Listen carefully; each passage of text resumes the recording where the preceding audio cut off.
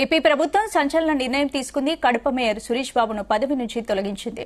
కుటుంబ సభ్యులకు కాంట్రాక్టర్లను అప్పగించి మున్సిపల్ చట్టాన్ని ఉల్లంఘించాడని విజిలెన్స్ విచారణ నివేదిక ఆధారంగా మేయర్ పదవి నుంచి సురేష్ బాబును తొలగిస్తూ పురపాలక శాఖ ముఖ్య కార్యదర్శి బుధవారం జీవో జారీ చేశారు.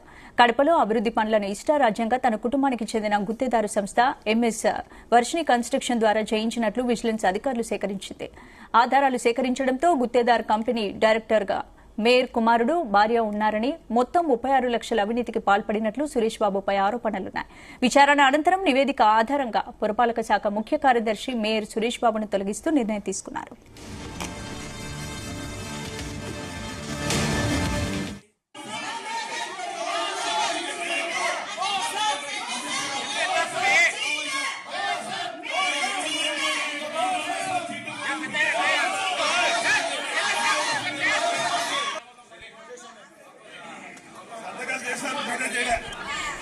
ఇదే అంశానికి సంబంధించి పూర్తి అప్డేట్స్ మా ప్రతినిధి రామచంద్ర అందిస్తారు. రామచంద్ర.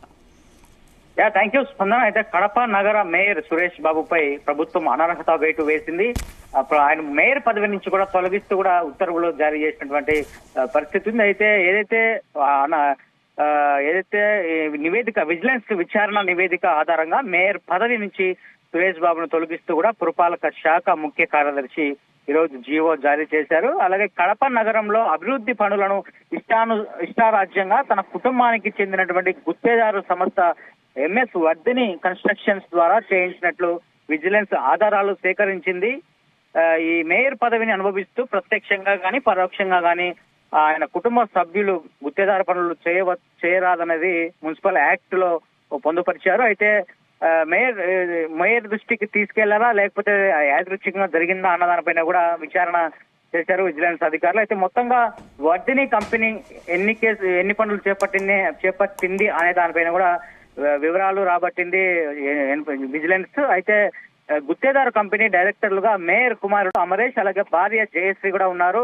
పురపాలక చట్టం నిబంధనలు అతిక్రమించినందున పదవులకు అనర్హులుగా అవుతారని చెప్పి కూడా సమాచారాన్ని కమిషనర్ మనోజ్ రెడ్డి నుంచి కూడా రాతపూర్వకంగా తీసుకున్నారు. ఇదే విషయాన్ని మేయర్ కు సైతం తెలియజేస్తూ కమిషనర్ లేఖ రాశారు. అయితే నిన్న మున్సిపల్ శాఖ కార్యదర్శి ఎదుట హాజరైన మేయర్ సురేష్ బాబు వివరణ ఇచ్చారు. అయితే కమిషనర్ ఇచ్చిన సమాచారంతో విజిలెన్స్ అధికారులు ప్రభుత్వానికి విచారణ నివేదిక అందించారు. ఈ నివేదిక ఆధారంగా కూడా పురపాలక శాఖ ముఖ్య కార్యదర్శి నిర్ణయం తీసుకున్నారు. ఆయన ఇచ్చినటువంటి వివరణపై సంతృప్తి లేదని చెప్పి కూడా ఆయన నిర్ణయం తీసుకోవడం జరిగింది. ఆ నేపథ్యంలోనే మేయర్ కు అనర్హత వేటు వేస్తూ అలాగే తొలగిస్తూ కూడా ఉత్తర్వులు జారీ చేశారు. మొత్తానికి ఈ పనులలో 36 లక్షల అవినీతికి సురేష్ బాబు పాల్పడినట్లుగా ఆరోపణలు ఉన్నాయి. ఏదైతే Kadapa MLA TDP MLA Madhavi Reddy అలాగే మేయర్ సురేష్ బాబు మధ్య గత డిసెంబర్ నుంచి కూడా కుర్చీలాట కొనసాగుతా ఉంది. మేయర్ ఇంటి మీద చెత్త వేయించిందన్న నేపథ్యంలో ఎమ్మెల్యేని కార్పొరేషన్ సమావేశం జరుగుతున్నప్పుడు సమావేశంలో మేయర్ తో పాటు స్టేజ్ పైన వేయకుండా కూడా ఇదంతా పరిణామాలని కూడా మనం చూసాం. సో ఆ నేపథ్యంలో మేయర్ ను టార్గెట్ చేసినటువంటి ఎమ్మెల్యే మాధవిరెడ్డి ఎట్టకేలకు మేయర్ ను పదవి నుంచి కూడా మేయర్ పదవి చూసుకునే తనను అవమానపరిచాడని చెప్పి కూడా అప్పటి నుంచి కూడా కడప ఎమ్మెల్యే మాధవిరెడ్డి మేయర్ సురేష్ బాబు పై టార్గెట్ ఫోకస్ పెట్టారు. అయితే అప్పటి నుంచి కూడా ఎమ్మెల్యే ఇదే అంశంపై ఏదైతే ఇట్లా సొంత ప్రాజెక్టు సొంత కంపెనీకి కాంట్రాక్టులు ఇచ్చారో తన కొడుకుకు అలాగే భార్య ఇద్దరు డైరెక్టర్లుగా ఉన్నటువంటి కంపెనీకి కాంట్రాక్టర్లు ఇచ్చారు, మేయర్ సొంత మనుషులకు కాంట్రాక్టులు ఇచ్చారన్న ఫిర్యాదు ఒకటి కంప్లైంట్ చేశారు ఎమ్మెల్యే మాధవిరెడ్డి. ఆ ఫిర్యాదు ఆధారంగా విజిలెన్స్ కమిటీ అయితే దర్యాప్తు చేపట్టింది. తర్వాత నోటీసులు ఇవ్వడం కూడా జరిగింది. మార్చి 28న మేయర్ సురేష్ బాబుకు నోటీసులు అందజేశారు విచారణకు రావాలని చెప్పి. ఆ తర్వాత ఆయన హైకోర్టును ఆశ్రయించి గడువు తీసుకున్నారు. అయితే ఎట్టకేలకు విజిలెన్స్ నివేదిక రావడము ఆయన హాజరవ్వడం అవన్నీ కూడా మున్సిపల్ శాఖ ముఖ్య కార్యదర్శి ఎవరైతే ఉన్నారో ఆయన వద్దకు చేరింది. అయితే మొత్తానికి మేయర్ కడపలో ఒకనొక రాష్ట్రంలోనే చెప్పుకోవచ్చు వైసీపీకి ఒకే ఒక్క మేయర్ కడపలో ఉన్నారు. ఆ మేయర్ పదవిని కూడా వైసీపీకి కాకుండా చేసేశారు కడప ఎమ్మెల్యే మాధవిరెడ్డి. మొత్తానికి ఇప్పుడు దీనిపైన ఎటువంటి ఇంకా కోర్టును ఏమన్నా ఆశ్రయించే అవకాశాలు ఏమైనా ఉన్నాయన్నది కూడా వైసీపీ పార్టీ నాయకులు అయితే యోచిస్తున్నారు. ఒకవేళ అతన్ని కార్పొరేటర్ గా కొనసాగే అవకాశాలు ఉన్నాయి సురేష్ బాబు. ఒకవేళ నెక్స్ట్ మేయర్ ఎవరన్న దానిపైన కూడా వైసీపీ సమాలోచనలు చేస్తోంది, మొల్ల గుల్లాలు పడుతోంది.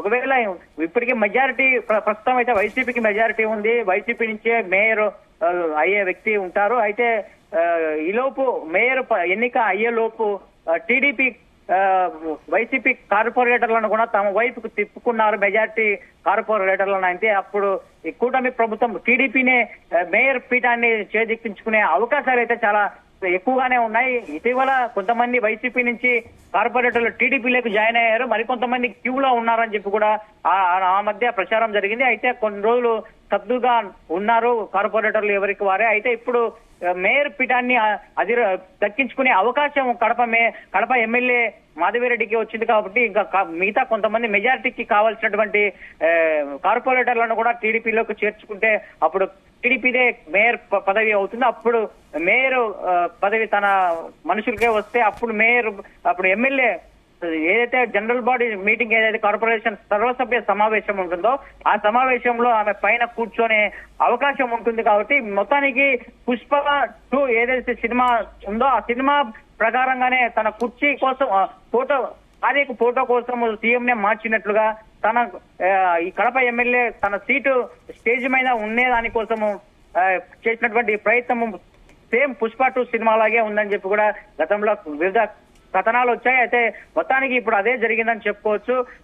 ఎమ్మెల్యే మాధవి పంతం పట్టుకొని మేయర్ సురేష్ బాబును పదవీచ్యుతుల్ని చేయడంతో కడప జిల్లాలో హాట్ గా రాజకీయాలు మొదలయ్యాయని చెప్పుకోవచ్చు. మరి కార్పొరేషన్ లో నెక్స్ట్ ఏం జరుగుతుంది అన్నది చాలా ఆసక్తిగా ఉంది. స్పందన. Right, thank you Ramachandra.